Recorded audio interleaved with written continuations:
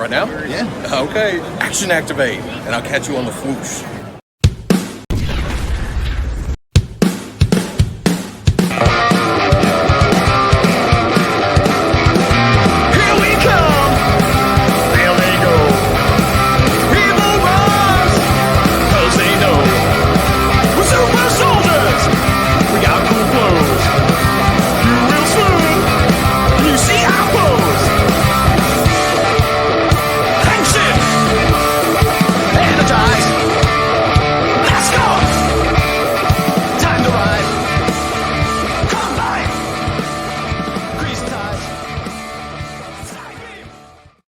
Hello, it's me, Gazbot, and I am here for Action Activate. And if I'm Gazbot and this is Action Activate, then with me, as always, It's me. It's the big dog here to not review an episode of a thing, but to review an experience of a thing. You went to San Diego Comic-Con in person for multiple days. I was on social media seeing updates from people like you about San Diego Comic-Con from my house. So we're going to combine our feelings and opinions and talk about it. So I guess starting off, since you went, how was it? It was good. It was weird. Up until the pandemic, I had gone every year for like 9 or 10 years and gone, I think, all 5 days each time. And for a while I had to fly in and stay at a hotel. And like, so it was like, if I was going, I was going. And, you know, and then after the pandemic, I didn't go at all for a few years because of having a kid and the pandemic and this and that. And then the last 3 years I've gone back, but the first one was just preview night. And then last year, I think it was preview night and Saturday. And then this year was 4 out of the 5 days, but I missed a couple hours in the beginning. So it was like the closest to the full experience that I've had in a very long time, which was nice. And 2 of the days, my wife came with me. She hasn't been in like 7 years at all. And it was good. And even though I had like less time, it felt much less frantic than previous years. I think getting exclusives has gotten easier. And if you don't get them, a lot of times they're available online and they're not that much more. I think I've seen and met a lot of the artists and people that I'd like to meet. So like like the first couple times you go, there's just so much to do. And you're like, this is my one chance. And I think I've reached the point where I've seen and done most of the things that I desperately want to do. So when I go, I usually have like 1 or 2 things in mind per day. And then I just kind of relax and enjoy myself and have casual conversations where there used to be somebody be talking to me. I'd be like, I gotta go, you know, whereas now I'm like, what's going on? You want to talk about Superman while we're getting coffee? Fine. I don't, you know, like, so I, in a very different way than previous years, enjoyed myself quite a bit.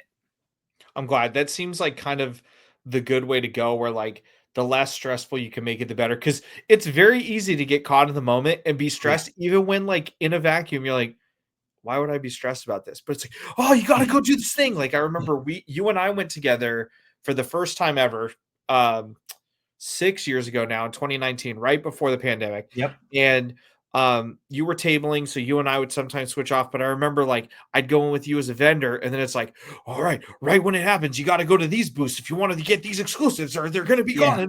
And it's like, okay. And I remember I went and I got fig pins at the time, and I'm like, I don't even want these. I just am like caught up in the hype of like, but they're really hard to get. I'm like, okay.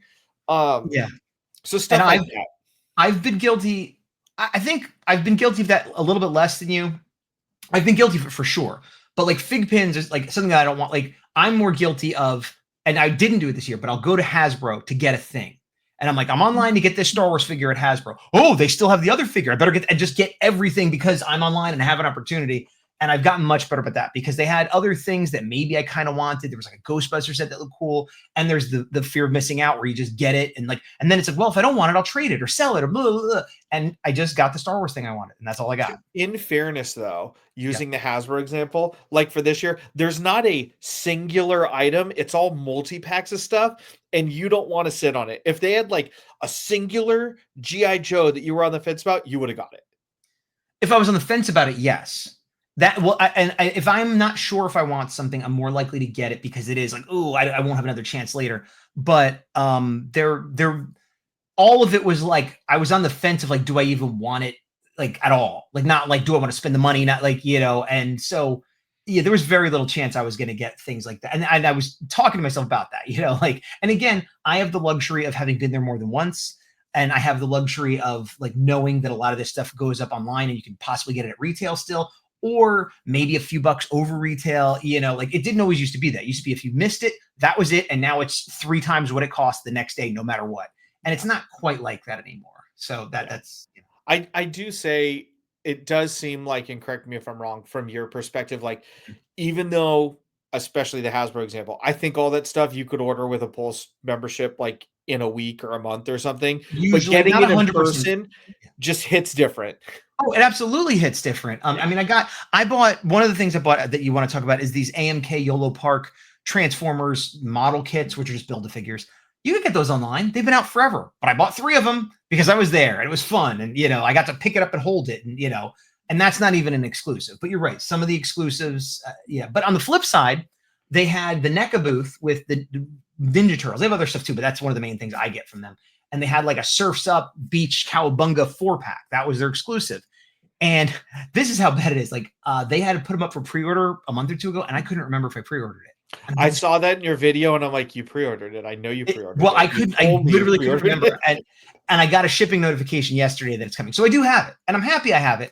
But that's a perfect example of that is a big box that I didn't have to carry home, that I didn't have to stand online for, that I didn't. And here's the other thing. Even if you get it easily, because there were some things like I was able to just pick up, but then I had to carry it around the rest of the day. So as fun as it is to get stuff at the show, sometimes it's nice to not have to cart it around.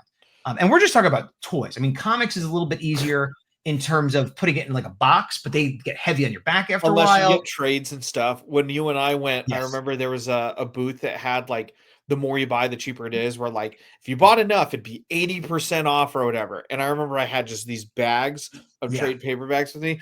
And so how far was our hotel? Was it a mile and a half? I don't remember how far it was, but I could give you an idea this way. At the time, rentable electric scooters were popular, but you couldn't have one within 2 or 3 blocks of the convention center. It would stop working. I would walk the 3 blocks, get the scooter, and go as fast as I could, and it would still take me 5 or 10 minutes to get to our hotel. So that's however far that is. That's more than a mile, probably. Yeah, I hiked back with those, and they were worth it. I read them, but yeah, I do always try to get comics when I'm there, and I did get some comics this time. But I tend to not get like big omnibuses or trade paperbacks. Yeah. I'm usually not looking for deals. I'm usually looking for exclusives or obscure stuff. Like I bought some small press things. Yeah. I got some prints from Artist Alley. I got these Art Adams ones that were exclusive Godzillas. You know, like everything I got was like I'm getting it because of where I am, not because it's something I could get cheaper today. And speaking of, do you have any of those comics next to you or no? They're downstairs. I could run and get them if I need to. No, that's fine.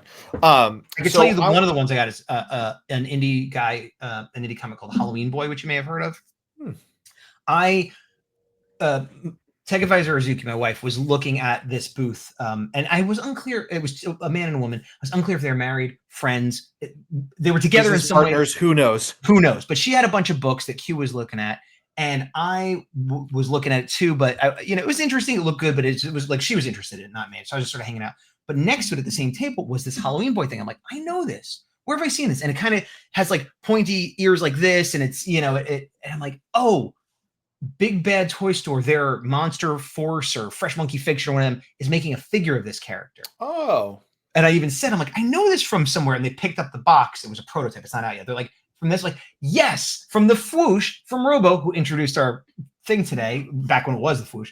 And I'm like, oh, and so I was like, okay. And so I got the trade book number 1 of that from them. Nice. And actually I talked to, and I guess they definitely worked together at least because they were saying that I had done a couple Godzilla books and written this and that and the other thing. And I gave the guy my card and it had in space and he's like, oh, Power Rangers in space, blah, blah, blah, blah, blah. And he started talking about various actors. And so he was a Power Rangers fan and we started chatting about that for a while, but going back to like, hey, let's just hang out and talk Power Rangers. But then they had some customers, so we moved on. But that was a fun, we were at the booth for like 10 minutes just chatting and hanging out and we bought stuff. So that's the perfect shameless plug for you. Yeah. You did do a really good job of vlogging these on your channel, the Gazbot channel. So go check those out. But also you were in an interesting predicament where you turned a bunch of bags of lemons into very makeshift lemonade. Now, what was your kind of side quest that you did this Comic-Con? Okay, well, I've talked about this a little bit. I have my own comic, The Horror Ray 4. This is the cover to issue 3. These are some proofs that they sent me that I sent back because there were errors. But the third proof I got, I said, no errors, go ahead. And there was an error. One of the pages, I had adjusted the art, but the words, the lettering, the word balloons not there. So one page just didn't have anything written on it. And I had 175 copies of it. And I couldn't sell it. And so I made some photocopies of that page, inserted it into each one. And I also put my card and a card for Godzilla Fest I'm doing, and basically made a little handout and just started going around the con with a box of these comics saying, and I was strategic. At Tamashii Nations, it was all Godzilla themed. There'd be people waiting online to get the Godzilla exclusive. Hey, free kaiju comic. Hey, it's my, and some literally was just free kaiju comic and I handed it to them. Some would want to talk to me and I'd explain it's my book and blah, blah, and some people wanted me to sign it, like, that's cool. I also went by Stern Pinball because they had 2 Godzilla machines. Same thing. Hey, you like Godzilla, you like this? Super 7 had an offsite Godzilla store, gave a bunch out there. The best, I had no trouble giving them out. Everybody wanted it. People were thanking me. I was saying to Q, if I could give out my comic for free at Godzilla events, I'd be the most famous comic artist in the world, because everybody was like, thank you. This is great. We love you. This is awesome. And, it was just the easiest thing. Everybody was happy with me. It was a very pleasant experience. People stopping me asking for an extra one for their kid or the guy next to her. And it all was pleasant. There was 1 or 2 people that said they didn't want it, and that's understandable. But a few people were just, oh, no, thanks. But there were 1 or 2 times when I was just like in line somewhere and the guy next to me has a huge Godzilla shirt and it's like Ultraman pin sort of like, hey, you want a free kaiju comic? I'm like, no. It's like, no. Like, and he didn't know it was mine. I wasn't like offended, but it's like everything about you. It's like someone wearing a bunch of Ninja Turtle stuff. Like, hey, you want a free Ninja Turtle thing? No. It's like, really? Hey, do you like pizza? I do not. Yeah. Like, didn't expect that, but okay. But those were the minority. It was literally like 2 or 3 out of 175. And the best experiences I had were when I was online with people and I would be talking to someone and they'd seem interesting, or they'd have, there'd be an opening like, hey, do you want a free copy of a comic? And then I'd be like, well, it's mine. And I'd tell the story how I messed up. And inevitably the next person and I would just end up giving out one to everybody. And then twice it happened that someone's like, did you mind signing? And now I'm doing a signing in line for the thing. And I just try to imagine, I don't want to, just to be clear, I'm not blowing this up like I'm a big deal. I'm not. That's why it's so exciting and weird for me. You know what I mean? And I know you know that, but for anybody out there that thinks internally. No, I know. Yeah. But I do like the idea. One of them, the best one, and I only give out about 8 in this one, but I was online at Jada Toys for the Street Fighter exclusive, just talking to people. But again, oh yeah, I like Ninja Turtles. I like Godzilla. Oh, I have a comic if you'd want. And it turned into a thing where I gave it to like the 8 people around me and they were all wanting it signed. And so I'm just imagining people looking at the line for Jada Toys that is for Street Fighter. I mean, they have other stuff too, but that's what people are in line for. And they just see in the middle some guy signing comics for everybody online. Like, who is that? Is that some actor that just wants Street Fighter? Young Rob Liefeld. Yeah, but it must have been weird because like there were a few times something like that happened where I'm like, this is fun and random, but from the outside, people must be like, what's going on? I also had the thought that at the Godzilla Tamashii booth, because I went by there several times, I'd load up a box, empty it, load up a box, empty it. There must have been people that thought I worked there. They must have been like, oh, he's just always there. Like it must have just looked like, oh, freebies from the Godzilla booth. And I will say, I can't afford to give out a bunch of comics like this again, but the idea of guerrilla marketing, I love it. I'm going to definitely do something with it again, where I'm just going to show up places without asking and give stuff away. The one thing I wanted to point out from your story is it is cool that also you didn't get hassled by anybody there of like, hey, you're giving out stuff. Like, cool, welcome to Comic-Con. Nobody, not one person anywhere I was had anything to say about it in a negative way. Yeah. No, that's great. That's one where like I said, I know how frustrating it was initially. Yeah. Of, a simple thing that got overlooked. It happens. No worries. But I do commend you on how you handled it. Cause like you said, it not only got it out there, but also it's just a fun story where you and I have spent money and gone to places and time and effort to do things that were not. One day, Gaz and I thought it was a great idea to go garage sale shopping, and we spent 9 hours buying nothing and driving like looking at garbage 50 miles. Yeah. And this probably was slightly more expensive for the same cost and way better in every way. Yeah, it was. And I would have had fun at Comic-Con regardless. There's so much going on, but it is memorable. I've been there lots of times. And even when I was tabling this, it was more fun in a different way because it was just fun. It just felt fun. Yeah. It was. That's awesome. Yeah. So the theme of this Comic-Con was you having fun. Now, one fun thing that you and I do outside of this show is look at toys and talk about toys. Yes. So what I want to do, I'm going to let you pick where you want to start, but we're going to hit kind of the main culprits of things that we collect or soon to be collect in your case. Who do you want to start with company-wise and kind of talk about what you saw and what you liked? Well, let's start with Jada and Street Fighter because I'd already kind of brought that up. Jada Toys does Mega Man, Street Fighter, Scooby-Doo, some serial mascot stuff. Cyberpunk, Invincible now. That a lot of that's good. Mostly 6-inch scale, similar to Marvel Legends, similar to like this kind of figure here. And I guess they've been doing Street Fighter for 2 years now. Is that right? Or 1 to 2 years.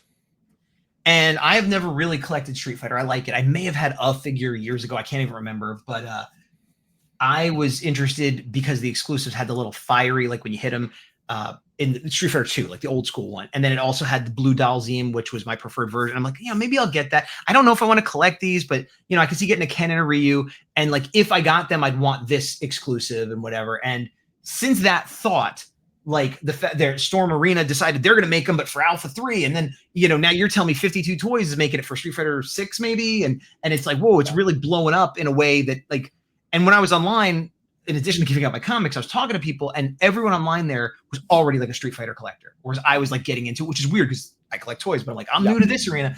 And it was like, yeah, they're like, oh man, like I don't want, like we're looking at the stuff in the case. Like I just want Dalzim. I don't need another Bison. That does look good. And I'm not going to rebuy everything. Like everyone's convincing themselves not to rebuy the whole team a third or fourth time. And I'm like, yeah, I'm just getting into it. They're like, you're so lucky. These are the best, cheapest ones they've had. And you could just, we would all get them, but and so it was very fun again, like hanging out with people and talking about it. And so I ended up getting the Bison. I wasn't going to get Bison at all. He's not one of my favorite characters. I'm not planning on getting every single one. That might change. Who knows? Yeah. But I would have gotten the Player 1 red suit variant. But something about seeing him in the case, like the bright colors and the cape fluttering, I'm like, that looks pretty good. So I got it. So those are the only two I have currently. And then, Storm Arena was like, well, we're going to do Alpha 3. And everyone's like, those might be even better, which is crazy because like a year ago, these are the best ones ever made. And now it's like, well, there might be better ones. And then you want to continue the story because you know this part. Yeah. So Storm Arena, like as of what I've seen from various reviews, their Alpha 3 figures are the best Street Fighter figures ever, bar none, hands down. Mm-hmm. Then Comic-Con happened and somehow Jada very rapidly went, we will also enter the arena and have a completely different looking set of Street Fighter figures with different articulation and have a pinless and all this. And it's like, okay. And then I showed you, because I thought it was fake and I didn't even believe it, this other company, 52 Toys, who, if I remember correctly, make like Transformers that turn into cubes. They also make cutie blind boxes because my wife, who's gotten into Pop Mart and Labubu and all that, she's like, oh, this new company, 52 Toys. Look at these cute little fairy blind boxes I got. But yeah, no, they're also going to make Street Fighter 6-inch figures. Like, but that's less weird to me. It's weird for that company, but I think they're based on 6 or 5, one of the newer ones. Yeah. The weird thing about Jada and Storm is it's 6-inch Alpha 3, Street Fighter Alpha 3, the exact same game. And what are the first characters? Ryu, Chun-Li, and not Clark. What's his name? With the orange, long-haired guy. That guy, the guy with the orange and the duck. Charlie? What is it? Charlie. Yeah, Charlie. Thank you. So and I think Storm announced a few others, but it was like clearly the same first 3. That's weird. You usually don't get the same game, the same characters, the same aesthetic, the same style. It's just not licenses that don't usually work that way. Yeah, this is one where I'm sure there's another point in time where this has happened in toy collecting, but it's the only one that I know of in the last 15 years that has definitely affected us, where it's like, which insert company are you getting for your Street Fighter figures? And everybody, it's not like there's this and then there's those other crappy ones that nobody wants. They're both good. It's literally like there's not a wrong answer, it's which answer, which is so exciting to see. I agree. And I was saying to anybody that I've talked to about this that's into toys at all, like even if you're not into Street Fighter at all, this is interesting toy company stuff. Yes. This is interesting industry stuff. It's just interesting. It's like, it's just good news, But I didn't really do any interviews. I inadvertently got like a sort of interview with Art Adams, but that was just because I was recorded talking to him. But I thought about it, but again, I was trying to just enjoy myself and have fun and stuff. The guy who, like the main spokesperson, owner, I don't know what he is, for Jada, I think his name is Lou. His long hair. I don't remember his name. I've seen him doing interviews with other people. When I went back to the booth later, because I got my stuff, and then later I went back just to see the new figures they had put up in the display. Yeah. He was there talking to some NECA people. I didn't know this at the time. In retrospect, I'm like, oh, that's who that was, because I've seen other interviews. But I just went to the guy in the booth. They had a Frosty the Snowman that I was kind of curious, like, is that coming out for Christmas or what's that going to be? And like, I kind of want to get for a Christmas decoration. He said, yeah, it'll be Big Bad Toy Store below. But I was like, let me ask you, what's going on with the Storm Arena? And he was happy to talk about it. And he's like, oh yeah. And so this was all like off the record or whatever. Yeah. So like, take this as hearsay rumor. I'm not going to name the guy or whatever, but basically he was like, yeah, we didn't really know that was going to happen. I guess there was not an exclusive clause, but it was implied, or like he was like sort of like he wasn't giving me an answer. He was sort of like, I understand your questions. Like we have similar, but what he said was that Jada didn't hurry up and make these figures. They were planning on, because they're almost done. They're the ones they've been doing is Street Fighter 2, I think Turbo Hyper Fight. There's a certain that had that final lineup, and they're like done with those characters other than some Player 2 color variant. So they wanted to finish that and then move on to another game. And they considered others, and that's the one they decided on. And part of it was because that again was the version that had the biggest roster to choose from of that aesthetic. And the other company, Storm Arena, announced and showed. But it wasn't like, this wasn't a reaction to that, which makes sense because it takes so long to get these. They were like, oh, I guess we're doing the same thing. And this is even a rumor even further removed, because this is something I saw a YouTuber talking about, an interview they saw. So this is like 3 removed, that Jada might mix it up and might not just keep going down Alpha Strike 3. Like those are coming out, they were ready, but they might be like, okay, we're going to start picking from different games or whatever. And that, again, rumor on top of rumor, the guy I was talking to, I said, well, maybe Storm only has a license for that game or for Marvel versus Capcom, and somehow it mixes them in. I said, but do you guys have like a blanket license for all the Street Fighter games, or is it just these 2, or can you not say? And he's like, I cannot say. But if you can't say, I mean, that pretty much means they have it for all the games. Otherwise, you'd be like, no, just these 2. So. It would be really crazy that no one's done. It would be really cool if Jada decided to do it. If they made puzzle fighter figures. Well, yeah. I mean, it'd basically be the chibi heads and then have a couple little stacks next to them. That would be pretty cool. Would be pretty cool. I'd get at least 1 or 2 of those, I think. Yeah, just the way I've seen their Mega Man stuff. By the way, their Mega Man stuff continues to be great looking. Yeah, it looks amazing. They're everything at their booth looks good. Like all. I'm only getting the Street Fighter and maybe a Frosty, but like all of it looks quality. All of it looks good. Yeah, the only thing for the Mega Man stuff that I didn't see that I'm hoping is come down the line. I don't know if this is the same for you. Did you play a lot of Mega Man and Bass back in the day, the arcade game?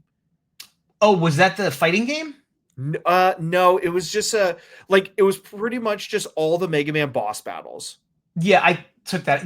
Okay, it is the one I'm thinking of. I think of it as a fighting game. I guess it's not. Okay. I only played that once. I didn't know it existed. And then sometime in adulthood, I was at Las Vegas, and they used to have an arcade next to one of the casinos right by the big Coke store, if you've ever been there. Okay, yeah. It was a Sega arcade. It was like Sega Arcade Game Land. Yeah, there was also a place in Vegas called GameWorks, I think, or something. That's what it is. GameWorks. That's it. It was GameWorks. But I went there in like the 2000s. Clearly, this was like a big deal in the 90s, and in the 2000s, it was almost done. But when I was there, they had a lot of weird, obscure games, including that game. And I probably played it like 5 or 10 times that day, but never before, never since. I loved that game. I used to play it in Nickel City. It only cost 1 nickel, and then eventually it was a free game. And I would just try to beat it. One day I remember for somebody's birthday party, me and this other kid spent like 45 minutes trying to beat it. Right. But long story long, I need a base figure, and then I'm in trouble. I don't plan on getting any. And I say that, like I say, with an asterisk of everything I say. Yeah, me neither. I think right now I've just started. I cleared off a shelf and I put my Street Fighter figures on it. I can see that becoming a fighting game shelf, where maybe a couple Mortal Kombat figures get on there, maybe a couple Darkstalkers, and if that happens, maybe 1 Mega Man gets on because he's been in fighting games. But I don't ever think I'll have a Mega Man collection. That's fair. Yeah, 100%. I could see the main culprits like Guts Man they announced, Proto Man finally. I have a Mega Man already, and Bass, Roll, Rush. Having those core, maybe one other villain that I like, whatever. But yeah, long story long, Jada good. Pivoting to Storm, we already kind of touched on it. And Storm wasn't there. That was the other thing. I was saying to the guy, I'm like, Storm's not here. He's like, yeah. I'm like, they've been here before. He's like, yeah. And I said to him, like, that's good for you, because a lot of people are like, oh, which way should I go? you're here. We can see yours. You're talking to people. I don't know which one I would get. I was originally going to get Storm because there was no other option. But just the fact that I was there talking to them and bought some of their product, it's like I'm more likely to buy from them now because I've seen it in real life and I've talked to them, whereas the other one didn't even have a booth. And that might not be fair. That might not be logical, but that's just true. It's just true, you know? I could see it being a thing where it is 100% viable to just use Ryu as an example, get a Ryu from each and then figure out, which one you want. Because they're close. They're so close. I feel like it's going to be splitting hairs. I agree. And also, when I saw everybody talking about how good the Storm collectibles were, and I was like, oh, I guess Jada's not that good. And the comparison made it look, but like, I don't know, the ones I have are great. And I think it's just, you get them out of the box, you pose them, you like, it does, you can't tell how good they are without like getting them in hand, I think. Yeah. Because I also have a Jada or two. I think I have Ken and... Oh, I ordered Violent Ken. I forgot about that. Oh, yeah. You have Violent Ken coming. Yeah. Going back to exclusives, I got last year's Jada Street Fighter exclusive, or one of them at least, for a few dollars over retail shipped. I think it was 40 and I paid 56 shipped. So, I don't mind paying a couple extra bucks a year later. And it has like a little Dio and stuff. It has like some barrels, I think, that are smashed or something like that. Yeah. To me, and then we'll cap the Street Fighter talk. It's cool that it seems like Alpha 3, this is the first time there's figures of it, if ever. I think so. Having the turbo figures, there's a couple. Storm collectibles, the previous ones were always a little bit bigger, so you either had that collection or nothing. So now just having so many different options of like, oh, I used to love playing X in the arcade. And like, if you have like a Jada 2 collection, cool. It all goes together. Yeah. If you want a Marvel vs. Capcom 1, maybe use the Alpha 3s, like stuff like that. So if you love Street Fighter or you even like Street Fighter a little bit, or you like action figures, it is a good time for those. Yes.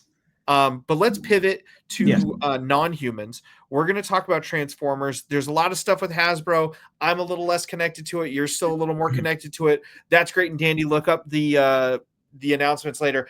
Let's talk these Yellow Park figures, man. Okay. To be clear, these are not exclusives. I don't even know if they're first to market. I got a Bumblebee. They're not. You can get them right now. Okay. When I was there last year, I wanted to see Starscream because that was the one that's tempting the most, and they didn't have it. This year they had it and it was out, and I was able to pick it up and handle it. Now, this is the AMK series non-pro. The pro has metal and light up. They're more expensive. They're better, but this is the version I wanted for a few reasons. I've gotten some metal ones. They tend to fall over. Also, it's not looking real good in light here, but like the eyes, let me see. The light is not doing it any favors, but the eyes are red. Want to do a one shot? I think it's more about the lighting because it looks dark to me here, but let me do a one shot. The AMK non-pro. I'll tell you, I'll show you on Bumblebee instead. It's a little bit easier to see. He's got the blue eyes, but see how they're painted blue? Yeah. And on Starscream and Megatron, they're painted red, but it's a little dark in here right now. But the light up ones look black when they're not lit up, and you don't plug them in their batteries. So and I love light up features, but I have other figures like that where when they're not lit up, they look kind of not as good. And so for all of these reasons, and the fact that these are like, I don't know, 20 or 30 bucks cheaper, I was interested in these, and they had them. I forget what the retail was for them. 35, 40. I don't remember. About exactly. 33. No, that's not retail. That's what I paid. No, 33 is retail. Oh, shipped? 33 plus tax and shipping, depending on where you get it. Well, whatever. I think I got it for slightly less than retail. Because I decided I was going to get, I'm like, can I handle Starscream like this? Oh, one thing he has that I haven't seen in a lot of others is he has this little thing pops open with like a little missile. Like, oh, that's cool. Yeah, there's no missiles to go with it. And I guess he maybe had that in like one episode of the show, but I don't really remember. I wish he had a little bit more of a smirk is my only like complaint. Not that it's a complaint, but he's light, but he doesn't feel cheap. And he's very posable. And I'm not worried about him falling over at all. But anyway, so I was going to get Starscream, and it was whatever price it was, 35, 40, whatever they had it at the show. And it was buy two, and it was 70. Yeah. So maybe it was a little over 35. Because you buy two, it was 70. You buy three, it's 100. And so I was like, well, they got Bumblebee, and Bumblebee is really cool. He might be my favorite Bumblebee ever. Let me put an asterisk now then thinking. So the ones I'm thinking of are just Optimus and just Starscream and just Megatron. I believe you can get, depending on where you look, for roughly 33 plus everything else. Optimus, I haven't seen Bumblebee. Yeah. And I haven't seen Starscream. I think there's only 4 out right now. Yeah, I forget if Soundwave's out or not. I think they maybe hinted, announced, whatever, but these are the only 4 available. But Optimus, my understanding, and he was sold out at the show. Otherwise, because I was going to get him instead of Megatron. I wasn't going to get Megatron at all, but then I'm like, well, I'll get the deal, whatever. So they were 33 each, no tax, no shipping. So I did get them for a little bit cheaper than you got the best deal. I don't want to take away from your deal. You definitely got the best deal. But Optimus, I guess, is like their loss leader because I have since ordered Optimus off of Amazon for like 31 free shipping. He was on sale. So I think the idea is everyone like get Optimus cheap and then maybe pay a little more for the others. But the Bumblebee is, and I'm not saying he's the best figure out of these. If you don't like Bumblebee, it doesn't matter. But he might be my favorite Bumblebee, just representation of the G1 character. He's got a little smirk. You know, he's just good and chunky, and he looks like the cartoon. Which is funny because the only other YOLO Park thing I have at all is they have a smaller line than this called, and maybe it's just called Minis. And I was at Robo Toy Fest a couple months ago, and I got their version of Bumblebee because it scales with Chug. It scales with the main line. And it looks very G1 cartoon accurate. So I got it. And it was like $15, clicked it together, put it on my shelf. It's my favorite Bumblebee in that scale. And I thought it was just a scaled down version of this. When I put them next to each other, it's not. It's similar aesthetic. They're both good. Different face sculpt. This is different. Like completely different. Not like maybe the same designer did them both because it has a similar feel. Yeah. But it is no reuse of any sort whatsoever. And they're both really good. The Megatron is my least favorite of the 3. He's not bad. He's good. He doesn't turn into a gun, but none of these transform. He looks like he turns into a gun. I was looking at my third-party masterpiece. This is like a knockoff of whatever the most recent Megatron is. Yeah, the Takara MP whatever. Something. Yeah, he's got a little bit floppy feet here. I think. I like the yelling face. I wish I had a different faceplate. And I think if I got the Pro, maybe I would. And I like that the faceplate is a little bit lighter. To the point where like maybe would I paint that? I don't know. Can I see them side by side just for a scale comparison? Oh, much smaller. Much smaller. Okay. This is got it. Like masterpiece scale, but big. And this is in scale with the I think this is called the Magic Square. This is a knockoff, meaning it's just like the Takara. This is a third-party Optimus, which is like it's masterpiece scale. It's masterpiece scale. So these are in scale with each other, but they are bigger than other masterpiece I have. For example, here's Prowl from earlier in the masterpiece line. Yeah, but he's correct scale though. No, he's not. To this Optimus, this is masterpiece scale. Yeah. So is this. Yeah. He should be a little shorter than Optimus. Look how much shorter he is. Not if you look at the cartoon or the comics, he shouldn't be that short. I don't know, man. You got to go off the size chart. He should be about here. That's the whole rule, man. The size chart. What's the size chart? There's a chart, it's Googleable, where it shows everybody, because in the cartoon, everybody's scale was very inconsistent depending on what you're looking at. Right. And this is kind of the source of truth where they're all in line, even up to like Fort Max, and it shows roughly how big they could be and in scale to each other. Right. But even just looking at them, he looks way too small. Look at that. That's tiny. I don't know, man. He's not supposed to be half the height, because then look how small Bumblebee is. Bumblebee comes up to he's supposed to be small. Not that small. He's like I think it's right. I think you just are thinking headcanon versus scale. This is Studio Series Hasbro Mainline 86 Prime, which I like a lot. Yes. What I don't like is that he comes with a trailer and all this other stuff, which I mean people want. I don't want. He was very expensive because of all this other stuff, and really all I wanted was this. But put this with my masterpiece Prowl. That's correct scale in my mind. He is shorter. He is smaller, but they look like they belong together. He's just shorter because he's supposed to be a big, huge dude, and these are supposed to be regular dudes. Like if I'm walking next to a 6'2" guy, that's what it should be like. Prowl walking next to Optimus. I think your head canon is different than canon. That's all I'm saying. I mean, maybe so, but here's my question to you. Yeah. You just showed us 3 different Optimus that you have. Yes. Would you lean toward I showed you 2. I only have 2 right here. No, you showed me 3. Oh, sorry, because you don't have the new Optimus. My bad. You had the Megatron. Yeah. So using Megatron as the example, are you leaning toward going more in if they release more of these YOLO Park model kits and potentially phase out some of your Masterpiece or Chugs? Masterpiece, yes. Chugs, no. Got it. That's what I figured. I just thought I'd ask. Yeah, because whether I am correct or not in the world, they do not fit in my chug collection. Put it that way. And I think I am correct because they're too big. Because look, here's Bumblebee from YOLO Park, and here's Chug Prime. Oh yeah, even I know absolutely. that's too big. Yeah, that's way too big. So none of the regular size ones will go in my Chug. Maybe another mini because the Bumblebee fit. These will replace or live alongside my Masterpiece. This Bumblebee is immediately replacing my Masterpiece Bumblebee. I can show you that. Yeah, I got rid of that Masterpiece Bumblebee a while ago, or he's still in my to-go pile. The only reason I didn't is because it's the only one I had. Oh yeah, I know. The Starscream, I think I already took them off my shelf, so this is now my Masterpiece Starscream. And if they come out with Thundercracker and Skywarp, which would be nuts if they didn't, I will get them too. And again, the price, $33. Now, the argument is they don't transform. I don't care. Yeah. I don't care. I have plenty that transform. That's not what I want these for. Now, Megatron's a tough one because he doesn't really scale with them. But this Megatron, and he's kind of a fly. This Megatron's not fun to play with. He's not fun to handle. His pieces. But he looks cool. His face is great. This might be a case where if I go all in, I might get rid of him and upgrade to the Pro Series if they have better faceplates or something like that and just figure it out. But for now, I'm just going to stick with what I got. I'm going to wait till I get the Pro Prime. There's a really good chance I'm getting rid of the Magic Square. Yeah, I think you should. I love my Magic Square, so that'd be tough. I love him too, but he doesn't now. Before, he didn't really match, but I just had him and Megatron on a shelf by themselves, and they just didn't match. Yeah. Now I'm like, oh, well, he really doesn't match now. Yeah. So. He is great, though. Have you looked at the YOLO Park Evangelion figures? Same price, same kind of thing, but... No, but I somehow have never owned any Evangelion anything, and I'm trying to keep it that way. Okay.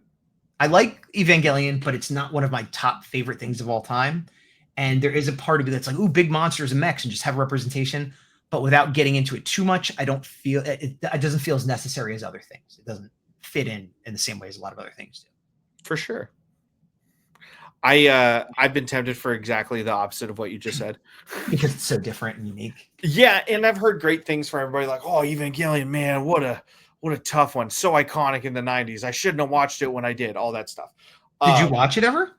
I didn't, but a bunch of my friends watched it because it's like, oh, anime in the 90s. They're like, nope, that was not meant for children. Well, I've also watched most. I mean, I maybe watched it a little bit in the 90s, but there was like a new version of like this new series of movies that came out in the mid 2000s. That's my main Evangelion that I watched. And I liked it, but it's one of those that has a lot of stuff I like a lot and a lot of stuff I don't like a lot. It's well made. The animation's good. And like, I feel like a lot of the stuff that I don't like is the stuff that people do like. I don't want to, I'll put it this way. There are really good battles. But the human stuff I don't like. That's fair. I've heard the same thing from other people. So yeah, maybe eventually, I'll get into it more, but honestly, just glazing YOLO Park some more. They're solid. My plan is at this price point, I'll just get each one that comes out for the AMK and take a chance and see what I think. Because it's $33. That's the price of a Marvel Legends almost at this point, so speaking of Marvel Legends, a lot of stuff was revealed, and it's weird because you and I have had very different Marvel Legends journeys. My Marvel Legends collection, very different than yours. Yeah. But now we have come to this weird point in our journey where we were actually almost truly aligned. Yeah. And it's an odd feeling, but I like being here because it took a long time.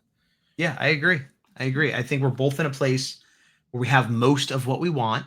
Yep. And we're just looking for a few things to show up. And they revealed a lot of stuff. And I think we both were like, oh, I want one or two of these things. Yep.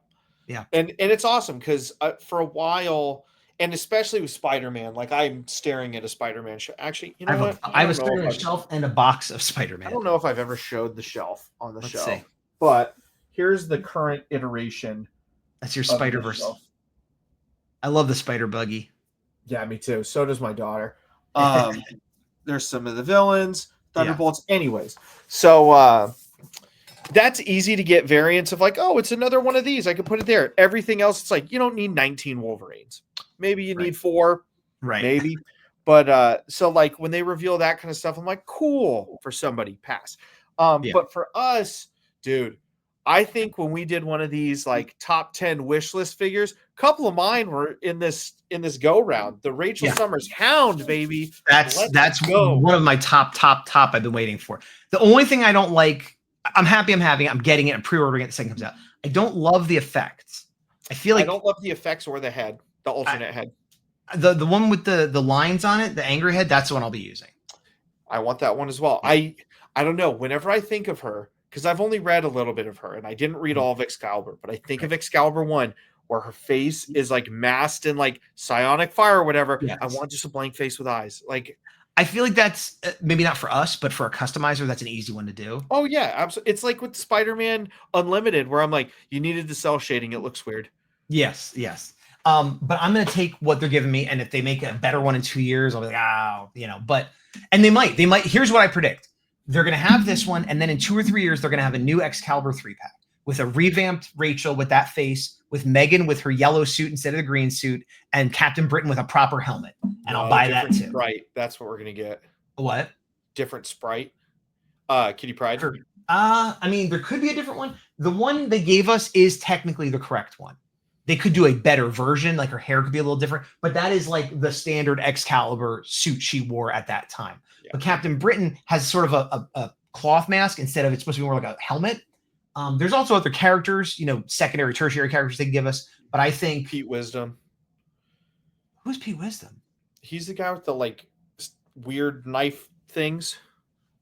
Man, he was in a later version of Excalibur. Okay, I barely remember him. Well, they also had another version of Captain Britain's suit. Now that I think about it too, like where it was less of a Union Jack. No, I was thinking there was like Micromax who could like get big and small. There's Widget, who's this little robot guy that makes a teleport. Anyway, they could easily get more. But no, the Rachel. What I'm probably gonna do is get her and then see if I could get the Phoenix effect parts from one of the other Phoenixes that have come out and just sort of Frankenstein. Yeah, like the deluxe Jean Grey that just came out. Get that? Yeah. I'm forgetting.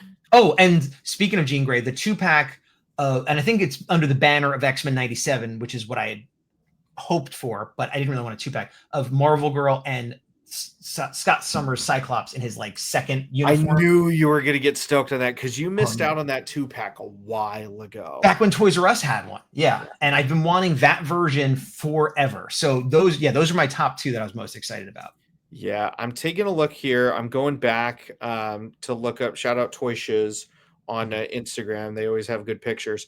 But I'm trying to see what we missed. There's the X-Men 97 morph, which I don't need because I did the kit bash before they announced it, where you get the VHS morph and then you get the Age of Apocalypse head. And that put it morph is like maybe I'll get it if I see it, if it's on sale, if I feel like it that day, but I'm not. Yeah. Sunspot is a maybe. That's Wolverine, not the Sunspot I want, but yeah, Wolverine, how he is, pass. That Cable is very tempting. I'll probably lean in on that Cable. I think you're gonna get hit harder than I am on this whole 97 series.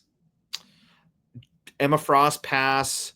Jubilee, probably pass. Jubilee, I'm gonna have to look because I have a pretty decent Jubilee that I got third-party effects parts from.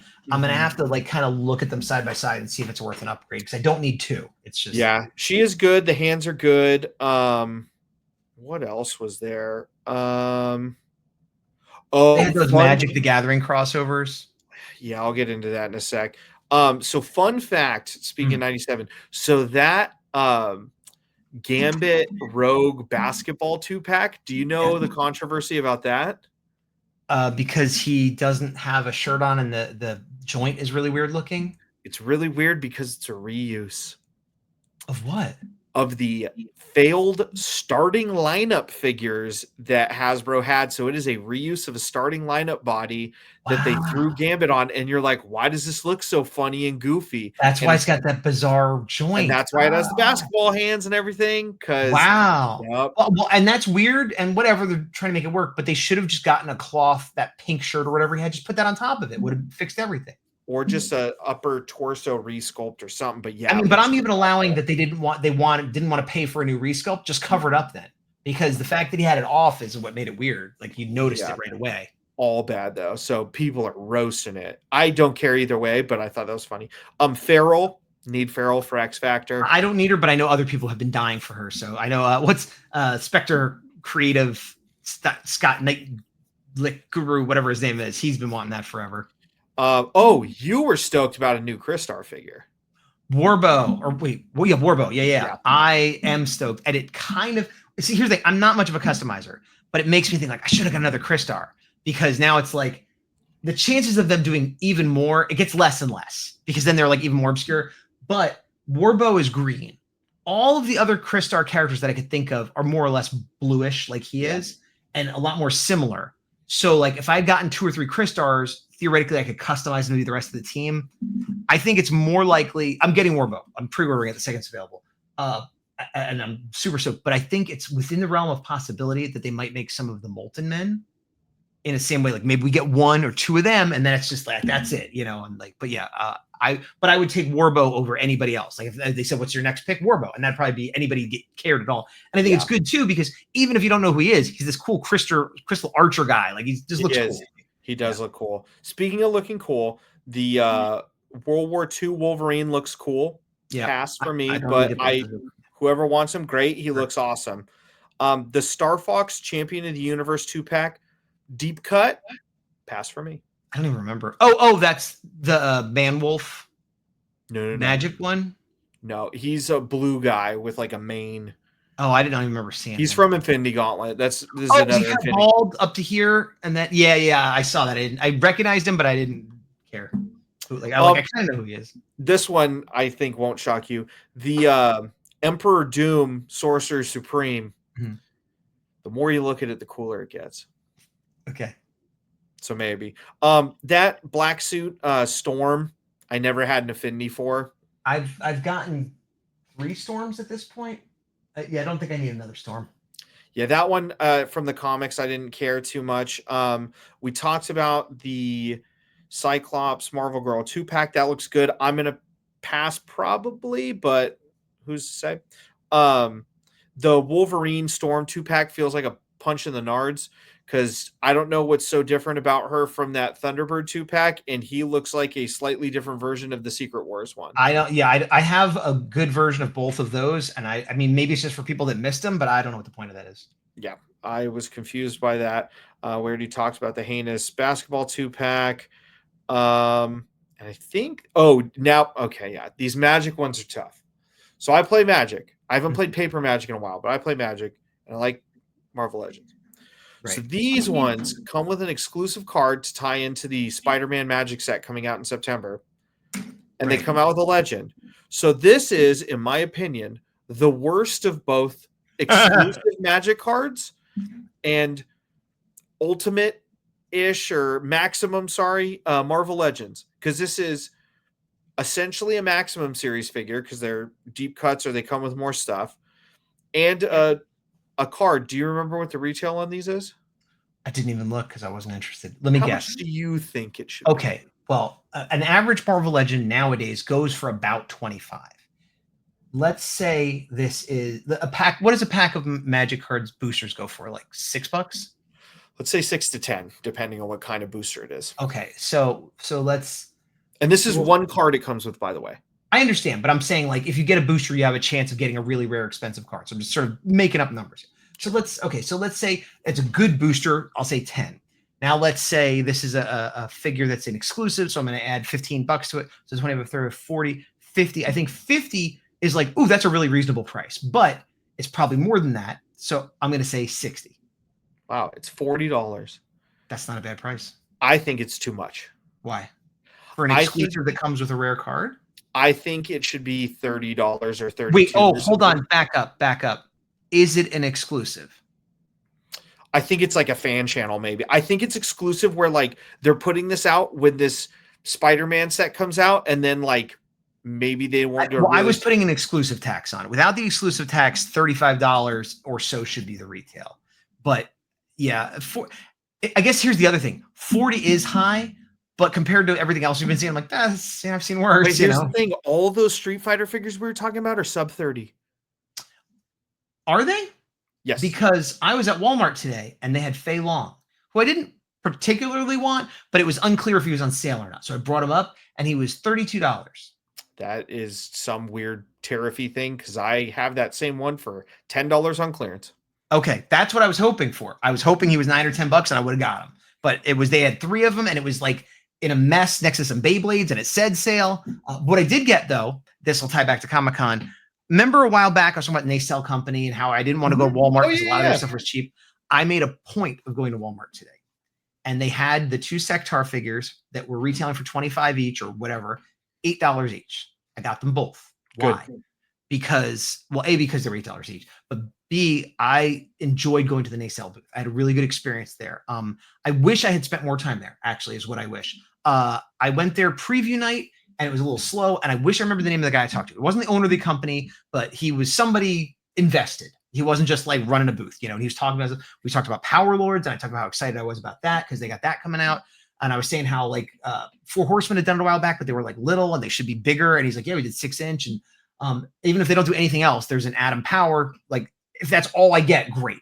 Sure. And I was saying the other thing I was interested in Sectars, but I was like kind of on the fence. And I asked him about how come they're showing up like clearance at Walmart. Does that mean the line's dead? He's like, no. And he talked about, they got to sell out at a certain time and velocity and blah, blah, blah, but we got more coming out right now. We got the 2 hand puppet and then we have General Spidrax and blah, blah, blah. So whatever's going on at Walmart, they're not like the line's not dead. That's just, I'm like, will they be available at Walmart again? He's like, that I don't know. They will be available fan channel and all those other places. And I'm probably going to pre-order the 2 rideable puppets. They added light up eyes, they have motorized wings. And so, but I was on the fence about it. I'm like, do I want to do this? Do I need to pre-order now? Blah, blah, just thinking. And I literally said, let me go to Walmart and see if they have the other ones on clearance. And if they do, that will guide my hand that, hey, I'm getting the Sectars. And they did. So now I'm getting them. Nice. The other thing I forgot to mention, and I think I said this in one of my videos, but they have a bunch of comics of all of their various properties, which I think is great.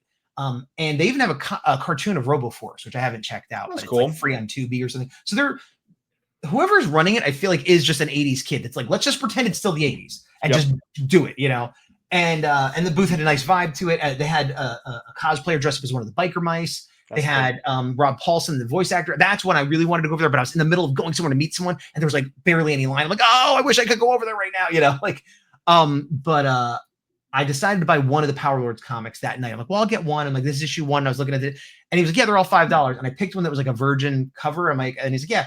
Then I went up there to the lady, and she's like, oh, I think this one's more because it doesn't have the logo on it. And I'm like, oh, okay. Well, let me switch for another one because I just want to read it. And he's like, no, you can have it. Whatever one he has, just give it to him for $5. I'm like, okay. And then he had said something about pre-ordering the Sectars, you get a free magnet for biker mice. I'm like, oh, that's fine. I'm not a big biker mice guy, but thank you. And then he's like, I'll give him a magnet. And then she pulled it out. I was like, I'll give him a set of magnets. So I got a set of all 3. I'm like, oh, maybe I'll give them to my kid or something. And then he's like, okay, and here's Power Lords 2 and 3. So like he just loaded me up like with a whole bunch of free, like I'm glad you like Power Lords. Thanks for stopping by, buddy. Like, thank you. Like it was just like a awesome experience. Are you saying that you were both the receiver and distributor of good free guerrilla marketing so that people are interested in an item or property? Yes, although I don't know if you could call it guerrilla marketing if it was at his booth that he was giving them out. But yeah, I think he did it with you because of everything you said. You talked to him, you showed your interest. It wasn't just like, oh, cool, free stuff, blah, blah, blah. Like to me, and I've had this experience in many other cases, the psychology of giving free stuff inherently feels bad, but it feels good when you see that it's, going to something. Me randomly giving a toy to an adult doesn't feel good. Me seeing a kid who, has a budget and is really interested in this thing when I'm at a toy show oh, I don't know if I can get both. My dad said I can only get one. Here you go. Very different. Yeah. This is the adult mature equivalent of, you know what, dude? Here you go. Whatever. It costs us $1. Take it. I think you're right. And it was smart too, because I could have bought more comics if I wanted to. I had money to spend, but I was like, let me just get issue 1 and see what I think. And he's like, just take them all, read them all. You'll like it, and yeah. You seem like a completionist here. Now you have to complete it all. Yeah, but it works because now whatever he gave me for free, I'm going to order the 2 vehicles. I mean, they're insects, but he's going to make the money back, right there. Yeah. Which again, that's why he did it. So we are almost at an hour. We're getting close. I'm going to go quicker through these. So closing out the Marvel stuff, there's 4 of the Marvel Magic the Gathering crossovers. We'll lightning through these. Agent Anti-Venom, repaint of the recent Age of Venom. I'm going to pass because I want to get a different version. What were your thoughts? No interest. Yeah. The female Iron Spider might just get me because the regular Iron Spider was great. And this one's cool and has a Mary Jane head, and it could go because I don't really have a lot of Mary Jane. So probably getting that one, unfortunately. Man-Wolf, surprisingly, I don't care about this Man-Wolf. That's the one I would want the most, but I don't. The thing, and this is a weird psychological thing. I don't know what it is about that bow that Hasbro keeps reusing. The only figure I've seen with it that didn't offend me to not want to buy it is the Hawkeye. And everything else, when I see it, I'm like, that bow looks cheap and stupid. I don't want that for some reason. But that's how I feel about Man-Wolf. But cool. They haven't done a Man-Wolf since Toy Biz. Whoever wants a Man-Wolf, I don't have an affinity for it. Go nuts. The final one, this is the controversial one. I don't know for sure, but the battle damage Spider-Man looks like it's the maximum Spider-Man with a couple less things. I kind of thought that too. So the idea of like spending 40 to get the maximum, but with maybe selling the card, so it's a little cheaper. I'm not gonna do that. If I saw it on sale, I maybe would do that. But if I got the maximum Spider, which I have no interest, I would have the Peter Parker head with the hands with the web shooters and have it like Laboratory Peter is what I would want. I don't need a battle damage one. The battle damage one, I don't know. We haven't really gotten a lot of the. I could see those are the two from that I could see being tempted by. But that closes out the Marvel Legends side of Hasbro. I don't know if you've seen this, but one thing, shame, Hasbro. We gotta, say your positives and negatives. For Black Series, they keep photoshopping out pins on figures, which is not cool. Is it just Black Series they do that? Or do they do that for Black Marvel? Series is where I've seen it be pointed out. I don't know for Legends, because Legends, it seems like they're a lot more clear on if something's pinless, they shout from the rooftops about it. Yeah, they shouldn't be photoshopping out anything. That's ridiculous. And if they do, it feels illegal if it's not actually illegal. Well, usually it reminds me of when you'd see like a robot shooting a laser and be like, robots do not actually shoot lasers. This is just put on the artwork. Like, where is the figures have pins? We just remove them. Like, it's weird. It's weird. Well, also, it just sets you up for failure because it's like, cool, a pinless Captain Rex. Why does this have pins? Yeah, it's a lose-lose. Whoever's in charge of that, shame. Stop doing it. But the Black Series stuff, same thing. One or two of them look cool. That Stranger looks cool. I didn't watch the series. I'm a sucker for Force users. Sure. I watched the series. I did not love it. I didn't even really like it that much. There are parts of it I like. There are people that hate it with a passion. Yeah. I think it is one of the worst shows they made, but I'm over it. Okay. But he was one of the best parts of it. Yeah. I only have one figure from that show, and it's one of the Jedis. And that you got Ross for $6. No, I actually got her like half price. It was like 12 or 13 on Amazon. But there's the whole show, I feel like, is like a C. Then there's a lot of D and F, and then there's like 1A. And the 1A is a scene that involves the Jedi I have and him. So I will probably get him because that scene is like the only reason to watch this is for that scene. And yeah. I saw the Bounty Hunter Asajj Ventress tempting. Probably gonna skip because I really want the Tales of the Underworld one where she has her Jedi lightsaber. I am probably going to. I have not watched all of Clone Wars, so I didn't realize what that was at first. But I'm probably gonna pre-order it because I think I'm gonna eventually want it, and I love Asajj. Yeah. And I think two things: one, it's gonna be one of these figures that they don't make again ever or for a very long time. If you don't get it now, you're gonna regret it. And two, while I haven't seen that episode, I have seen the episode where Obi-Wan Kenobi goes undercover as a bounty hunter. And I've wanted that figure for a long time. Yeah. And I know if they make that, I'm going to wish I had the Asajj. So I'm just getting her just because I don't want to regret it later. That's fair. One question. The Captain Rex, Anakin 2-pack from Ahsoka, are those repacks or are those new to that? Like, I can't tell. I can't tell either. I looked a little bit, but I wasn't like doing comparison. It looks... The Anakin looks like Hayden Christensen de-aged, like from the Ahsoka live action show. But they already released that somewhere else, didn't they? That's what I thought. That's why I'm confused. So if you know in the comments, tell us. Yes. We are at an hour right now. So I'm aware. The Mace Windu Palpatine 2-pack looks cool. Probably pass. Probably pass unless I saw it on clearance. We skipped the Mephisto $80 deluxe throne with him. He was going to be in a HasLab and then wasn't, and then they retooled him. Pass. Cool for those that want it. nice that they made it, I guess. Price is a little high. Maybe it's not too high. I don't need it. McFarlane had a bunch of stuff you and I don't really care about. That Starman Platinum looks cool. The Platinum version of Deathstroke that looks like Slade from Teen Titans is very cool looking. Everything else, I have a mild interest in the classic Mortal Kombat 2 figures he's making. If they scale and look good with the Street Fighter, maybe. I think they're going to be too big, so you're not going to want them. And then that'll be the end of that. Yeah. Yeah. Let's see. We talked about all that stuff. Oh, I learned random Power Ranger news today. Okay. It is speculative. It is not 100% confirmed. Shout out to MCU Collector 24. Okay. Because there was a YouTube channel whose name I'm forgetting off the top of my head, referenced him talking to Hasbro people and saying this stuff. He said, "Hey, so what's the deal with the licensing with Playmates?" They're like, they have the MMPR license. So supposedly, Playmates is going to make MMPR toys. And Hasbro should be making toys for the new series that should be on Disney Plus at some point. Interesting. Which I'm like, don't give me hope. That's the last thing we need. Is I heard this and I'm like, I got excited for a moment, and then I went, I've been hurt too many times. I'll give you even more unjustified hope.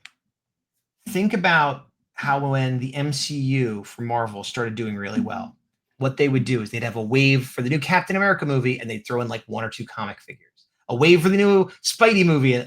I could see if they wanted, they could have a wave for the new TV show and like 1 Lightning collection to fill a gap from another team.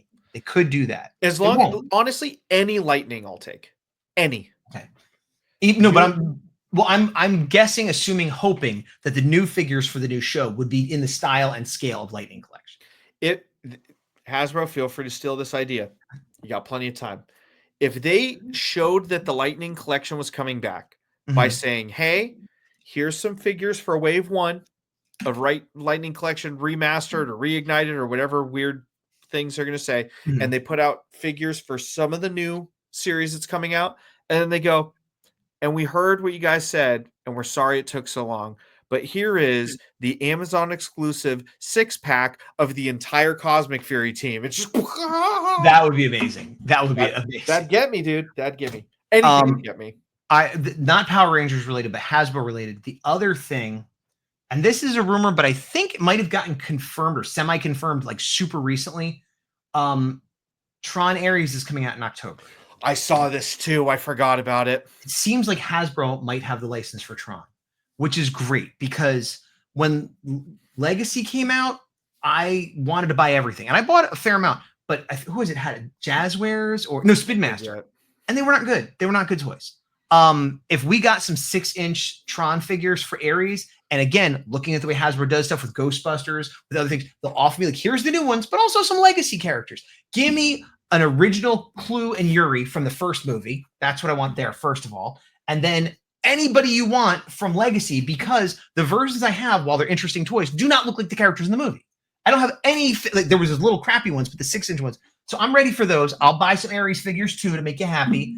But what the 1-2 punch was when I was online, there was somebody from like a research firm, which actually I should go and fill out. There's like a survey, and they were talking about the different products. And they were talking about Magic. And I'm like, I don't really play Magic anymore. So and they're like, oh, we're doing all our products. I'm like, okay. And I was wearing a Tron shirt, and she's like, oh, Tron, we're looking into that. And I'm like, what? And then later I saw a thing, Tron Hasbro, just something somewhere. So I think it's like semi-confirmed. That's exciting for me. If they announced, like you said, 1 or 2 of those figures, and they have a Marvel Legends style Rinsler with both discs, dude, I'll lose it. I'll freaking lose it. Yeah. I'm ready to do a lot of money. I haven't mentioned this outside of the show or during the show, I think, but I may have told you outside. So when I used to train in martial arts, through a friend, I got to meet and hang out with Rinsler from Tron. Yes, I do know this. Yes, but I don't think trained in the same vicinity as him. It was really cool. It was a little like micro bucket list thing. Talked to him for a little bit. So fantastic. Seeing him move in person just made me go, man, I really need to watch Tron again. You want to hear something depressing? Tron Legacy was about 15 years ago. That's not as depressing as there was another realization. Oh, what's he getting? Gundam Wing is now getting a reboot or a remake, 30 years. a 30th anniversary. I know that because they were advertising the 30-year anniversary at the con. That's what got me right in the stones. I got you more because I feel like Gundam Wing feels like it was a while ago.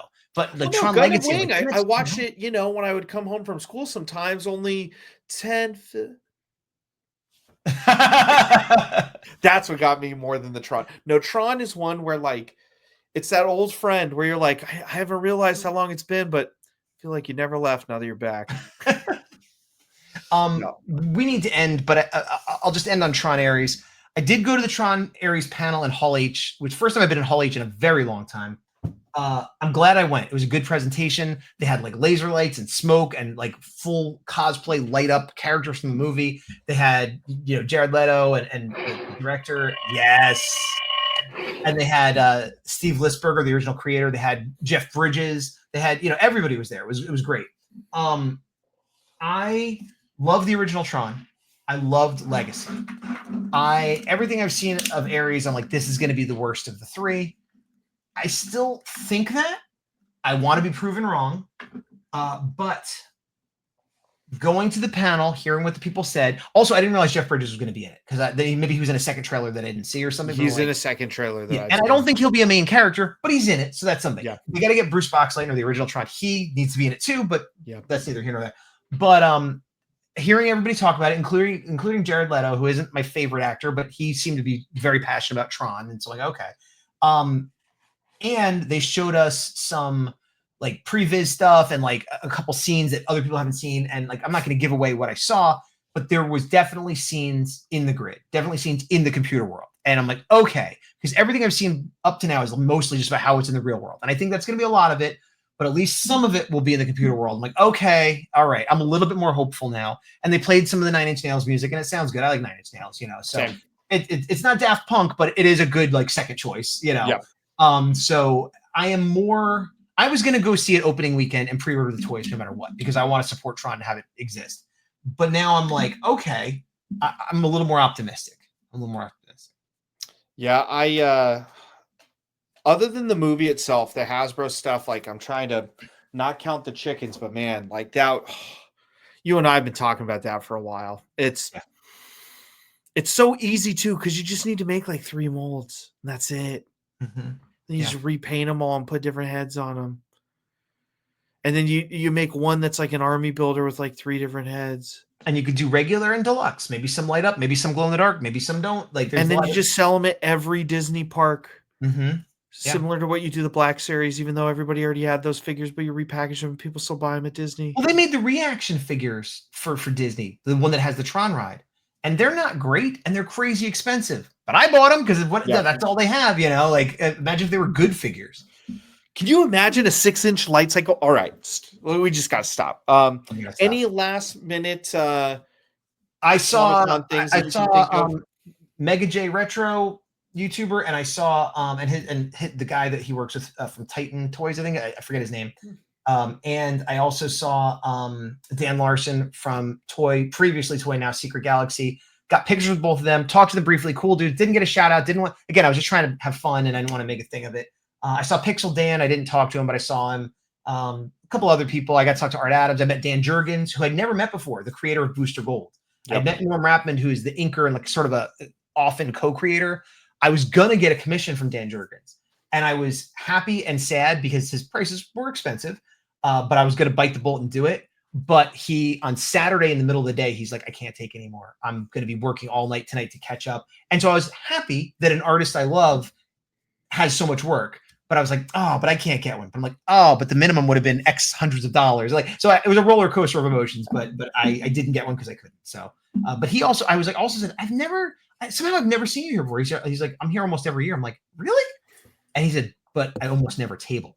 So he's usually there walking around. So it's like, but I got a picture with him and he was a nice guy. And like, I met a few other people too, various creators and stuff that I'm forgetting. I could talk for another 2 hours, but it's been a long time and we got to wrap up. The last 2 things that I haven't looked at completely, but are connected and are Power Rangers related. Yes. Friend of the show, ATO Worldwide, did a performance that seemed cool that I still need to catch up on. Full transparency, I know it exists. Need to find where the video is of the performance if it exists and watch that. He was there with Walter Yeah. Jones, who also, you could check out Walter Jones' video. He had a really interesting interaction at Sdcc where we've covered it, where the heritage auctions, they auctioned off all the suits, all this.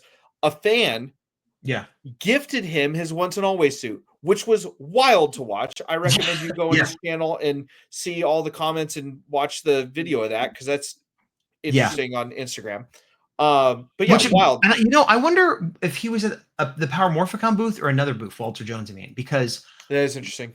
I don't know if Power Morphicon had a booth. Now, don't take this to mean anything, and they might have had a booth, but usually it's in a certain spot towards the back wall, kind of near where a lot of the video game stuff is. And I walked back and forth, and I didn't look in the book and try to find it, but I walked back in that general area like 3 or 4 times and never saw the booth, and decided, oh, they don't have a booth this year. Doesn't mean I'm correct, but it makes me wonder, well, where was Walter Jones? So I would have noticed him if he was there. So yeah, I don't know. But yeah, that was interesting for sure. Yeah. Wild. Just, there's so much stuff we didn't even cover, and we probably forgot. The Jada Invincible toys look great. Amy Jo Johnson was there, maybe signing Boom Comics. I'm not sure. She was at the Comic-Con. Go ahead. I was going to say she was at Boom. She was signing the exclusive San Diego Comic-Con version of the hardcover of the Power Rangers Pink, where it's The Return, which is a series she wrote, and then Power Rangers Pink, which was a mini series about Kimberly years back in a different continuity, and those are now in a hardcover edition. And she had the exclusive slipcase. I didn't last year. I went and got a signature for you. I didn't see her this year, but I saw her post. Somebody was cosplaying as the Pink Ranger outside, and she took a picture with them and was like, "Does anybody know who this cosplayer is?" I took this picture with them, but I don't think they knew who I was. So it was like people were saying it's like a Tony Hawk moment where it's like, oh, sure. You know, like, so they got a picture with their presumably favorite Ranger and didn't even know it. That was funny. I did see that as well. But yeah, if there's stuff we missed that you thought was cool, tell us down below. If you're new to the channel, hi, we ramble like this all the time. Like, comment, subscribe. Also check out Gazbot's channel, same thing. The Horror A4 is a comic he just made. I'm getting a t-shirt that's coming very soon that I'm excited to wear that has a Horror A4 comic on it. And if you want to hear more of this, go back and watch the new stuff. There's new stuff in the future we haven't recorded yet. And until next time, I'm the Big Dog. And I am Gazbot. And to the power. See you guys later. End credits. So funny. I've been reading the funny story. What? Book. I said funny story that I haven't told you. Yes. I've been reading the Dr. Seuss book Go Dog Go with my kid. Oh yeah, I know that book.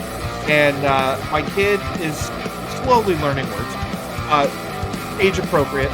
And when we go to it, there's certain things in the beginning of the book where it's like big dog, little dog, or big dog, little dog, all this.